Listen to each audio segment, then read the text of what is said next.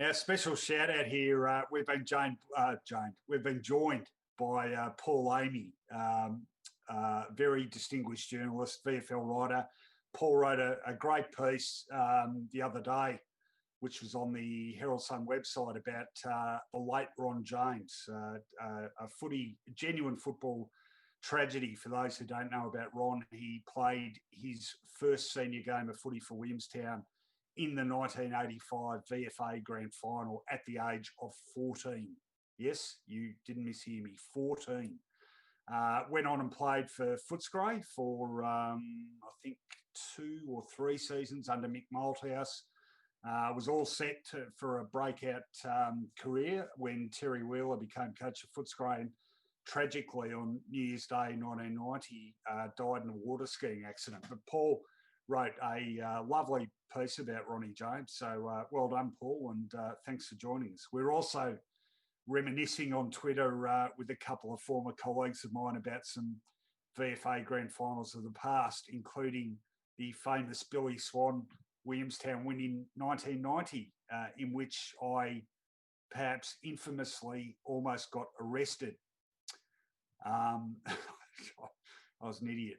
I'll elaborate on that at a later stage, but basically I got into an argument with a Springvale supporter and made a dick of myself, not for the first time or last. Hey, Rowan, yeah. Do you reckon if Ron James was playing now, his nickname would be LeBron James? Possibly. He was a man child. It was so.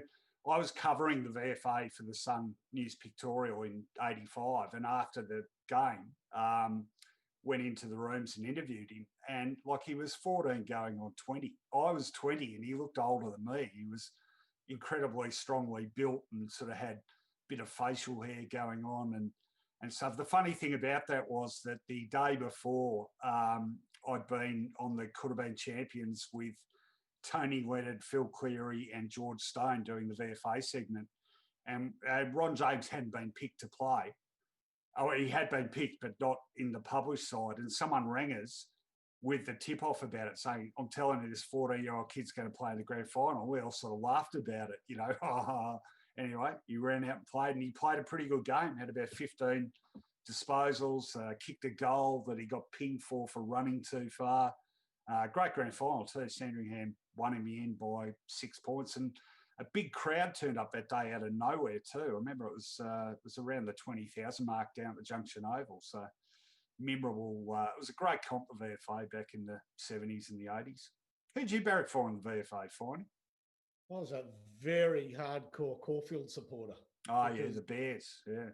Yeah, I lived in Kinnan, and it was just a straight cycle down Thomas Street and Bamber Road. And for a couple of years, I had a white whippet called Snowy, and she was a racing whippet. You know, they used to have whippet racing. And unless the Sundays clashed with Caulfield home games, she was, for a couple of years, the club mascot. And one of the ladies down there had sort of embroidered her, or however you do it, a cape in the blue and white of Caulfield, because she looked like Crypto, the super dog, Superman's dog, Crypto. Oh, yeah, like a white whippet. So she used to run out, and she was great at it. As soon as the players ran out on the ground, she, with her blue and white cape, would run out with them and, you know, do the preliminaries of the game. And my postman was John Einsedell. He was a very, very good footballer. Was played a couple of seasons with Richmond, 77, 78, I think. Could have played more VFL footy than he did. Actually, in actual fact, if you want to see footage of Caulfield playing at their Princes Park Caulfield home, there's YouTube footage of a Coburg Caulfield game posted by none other than Phil Cleary, and I suspect posted because Phil Cleary kicked 7 goals that day from a half-forward flank. It was, and those older than us, Finey, used to still talk about the amazing Sunday evening post-game functions at the Bear Cave. Bear Cave was great. You know who the superstar there was? There was a superstar. A super what? A superstar. Oh, who? A guy who literally would walk in with two models and walk out with two different models. Now, you know how VFA clubs used to be aligned sort of with, VFA clubs were aligned with VFL clubs in sort of An loose, informal fashion, yeah. Correct. So Caulfield's alignment was, if anything, with Richmond. Yeah. Not only Iron Siddell, but Eric Jewell. Tony Jewell, of course, famously, and quite a few players.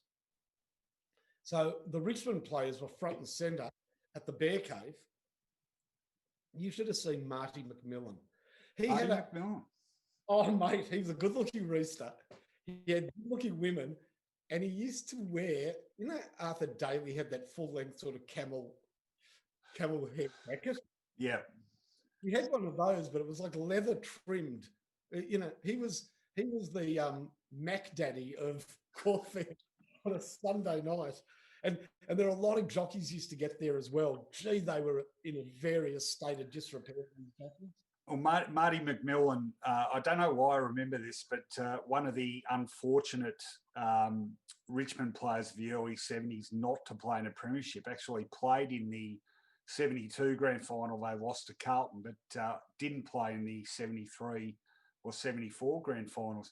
Actually, that's one of my usual jibes at Dwayne Russell was that he's one of the few players in Port Adelaide's history not to play in a premiership.